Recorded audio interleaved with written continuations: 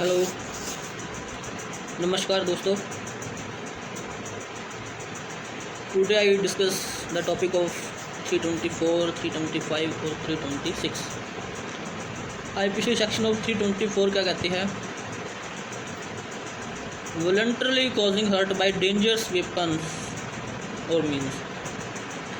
भी किसी व्यक्ति के द्वारा ना किसी को हर्ट किया जाता है, लेकिन वो किया जाता है डेंजर वेपन से। भी किया तो सिंपल उसने हर्ट है, पर किया वो डेंजर वेपन से है, जो कोई तलवार होगी या कोई ऐसा वेपन है जो काटने के काम आता है, या कोई फायर आग से कोई बना हुआ गर्म धातु की चीज़। देखते हैं कौन से ऐसी चीज़ हैं जो डेंजरस वेपन में आते हैं और उससे क्या ना किसी को हर्ट हो गया हो। 324 ये कहती है, whoever except in the case provided for by section 334। जो कोई है ना जो 334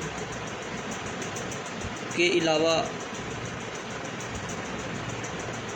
जैसे 334 में किसी को प्रवोक करके कोई काम करवाया जाता है, फिर तो जो 324 के अकॉर्डिंग उसको सज़ा नहीं मिलेगी, फिर वो 334 के अकॉर्डिंग उसको सज़ा दी जाएगी।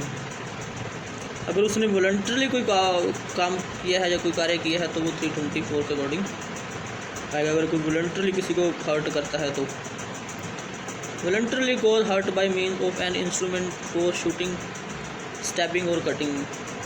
भी शूट करने के लिए कोई ऐसा इंस्ट्रूमेंट, या कोई कटिंग करने के लिए, या कोई स्टैबिंग, भी स्टैबिंग किसी के पेट में कोई चीज़ घोंप देना। स्टैबिंग होता है घुसाना, किसी चीज़ को ऐसे कोई लोहे की चीज़ है उसके पेट में घुसा दिया। और any instrument which use as weapon of offence is likely to cause death. कोई ऐसा वेपन जिससे कि किसी व्यक्ति की आसानी से ही मृत्यु हो सके। और बाय मीन्स ऑफ फायर और एनी हीटेड सब्सटेंस। कोई फायर से या कोई ऐसी गर्म चीज़, जैसे कोई गर्म चीज़ के बना हुआ कोई ऐसे तवा होता है, वो इतना गर्म कर ले किसी को मार दे, या कोई और जो हीट की बना हुआ पदार्थ या हीट की बनी हुई कोई वस्तु। और by means of any poison और एनी कोरोसिव सब्सटेंस। चाहे पॉइजन से किसी को हर्ट करना चाहा हो, और या कोई ऐसी कोई खाने पीने की जहरीली वस्तु, कोई ऐसा पदार्थ जिससे कि व्यक्ति को हर्ट हुआ हो। और by means for any explosive substance, जैसे कोई एक्सप्लोज होने वाली वस्तु, बम वगैरह जो एक्सप्लोज फट जाते हैं, उनसे किसी को हर्ट हुआ हो। और by means of any substance which it is deleterious to human body to inhale to swallow. भी कोई ऐसा हानिकारक पदार्थ जिससे कि किसी व्यक्ति के सांस लेने के साथ अंदर चला जाए, या उसको निगल जाने, स्वेलो अंदर निकल जाए, और रिसीव इनटू द ब्लड, उसके ब्लड में मिल जाए वो जाके। और by means of any animal shall be. कोई एनिमल से, कोई किसी को, जानवर को, कुत्ते को, ऐसे हम कह देते हैं कि टॉमी उसको पकड़ ले, जैसे कुत्ते की भाषा में करते हैं शी शी शी। तो ऐसे किसी को किसी एनिमल से कटवाने से, कुत्ते वगैरह के कटवाने से भी ये 324 आईपीसी सेक्शन के अकॉर्डिंग उसको अधीन कल्प्रिट माना जाएगा। तो उसकी क्या सज़ा होगी? इनमें shall be punished with imprisonment of either description for term which may extend to 3 year और विद फाइन और विद बॉथ। 3 साल तक की सज़ा का प्रावधान और फाइन और ये दोनों हो सकते हैं। 324 क्या कहती है? भी अगर कोई वॉलंटरली है ना किसी को हर्ट करता है, और करता किसी है डेंजर वेपन से, हुआ उसको हर्ट ही है, लेकिन किया किससे है? वो डेंजर वेपन से। भी वेपन देखना है इसमें डेंजरस था, या कोई आर्म्स, कोई साधारण सा वेपन था। इसमें सिर्फ वेपन देखा जाएगा भी वो कैसा था, शार्प था या ब्लंट था। और ये नॉन कंपाउंडेबल क्राइम है, और इसमें कंपाउंडेबल हम किसी से समझौता नहीं कर सकते। 325 क्या कहती है? Punishment for voluntarily causing grievous hurt. 325 में बताया गया है भी कोई किसी को ग्रीवियस हर्ट करता है वॉलंटरली तो उसका कितनी सज़ा का प्रावधान है। Whoever except in the case provided for by section 335, जो 335 के बंदों को निषेध करता हो, जो 335 के अकॉर्डिंग आते हों, फिर तो ये 325 उस पर नहीं लगेगी अगर किसी ने किसी को प्रवोक किया हो तो।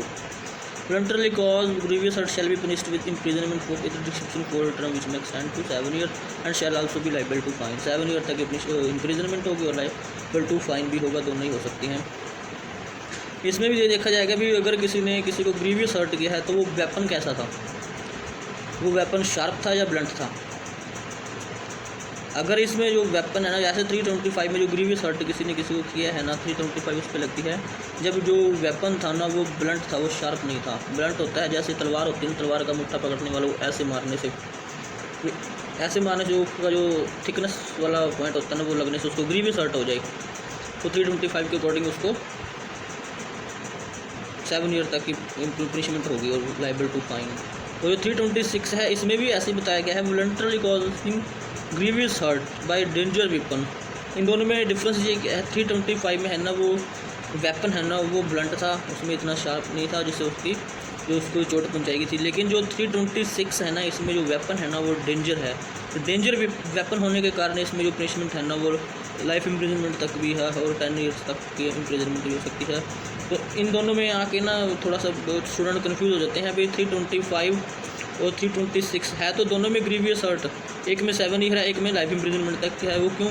क्योंकि 325 में है ना वो वेपन है ना वो डेंजरस नहीं है, उसमें ब्लंट वेपन की बात की गई है, और जो इसमें 326 में है ना वो डेंजर वेपन की बात की गई है। इन दोनों में यही फ़र्क है भी किस में कौन सा वेपन यूज़ किया गया है और किस वेपन से है ना किसी को चोट पहुँचाई गई है।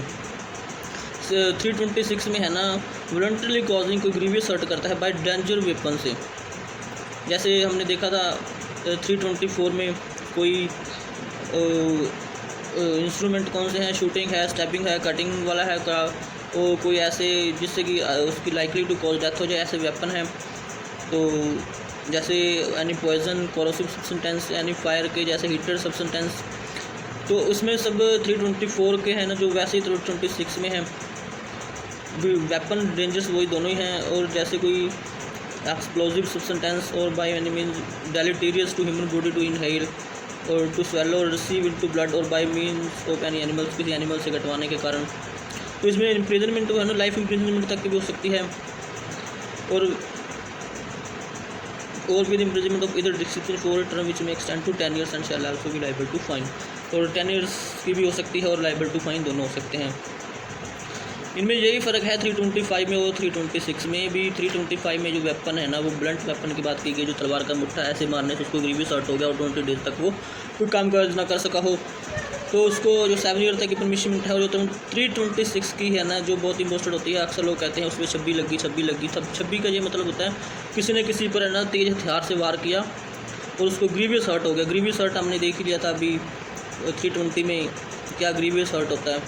तो अगर आपने नहीं देखा तो मेरी पिछली वीडियो 319 से 323 तक की हैं, उसमें 320 के 8 जो हैं डेफिनेशन है ग्रीवियस हर्ट के। जैसे किसी की आँख की रोशनी चली जाना मारने से, किसी के इतना गंभीर हो कि कान पे मारने पे कान का सुनना बंद हो जाए, किसी का दांत टूट जाए, किसी की जॉइंट टूट जाए। ये 8 डेफिनेशन है जो 328 में ग्रीवियस हर्ट में आते हैं। और अच्छे से मुझे लगता है कि आपको समझ आ गया होगा 324, 325 और 326 क्या कहते हैं। इनमें मेन तो ये देखना है भी वेपन कैसा यूज हुआ है, शार्प हुआ है, ब्लंट हुआ है, डेंजर हुआ है या साधारण हुआ है, और उसने चोट कैसे मारी है, शार्प वेपन से मारी है, ब्लंट वेपन से मारी है, तो उसके अकॉर्डिंग चोट कैसी आई है। जैसे MLR जो होती है मेडिकल लीगल रिपोर्ट में डॉक्टर सब कुछ लिख के जब कोई हॉस्पिटल में एडमिट होता है तो वो उसमें बता देते हैं ग्रीवियस हर्ट हुआ है और वेपन कैसा यूज़ किया गया, और उस हिसाब के फिर वो FIR में दर्ज किए जाते हैं सेक्शन भी ऐसे ऐसे उसको ग्रीवियस हर्ट हुआ है और वेपन कैसा यूज़ किया गया था, ब्लंट था या था। आई होप कि आपको वीडियो अच्छी लगी होगी, समझ आ गया होगा 324, 325 और 326। आई होप कि आपको वीडियो अच्छी लगी तो वीडियो को शेयर करना, लाइक करना और चैनल को सब्सक्राइब करना, जिससे कि आपको नई नई और नोटिफिकेशन वीडियो की मिलती रहे।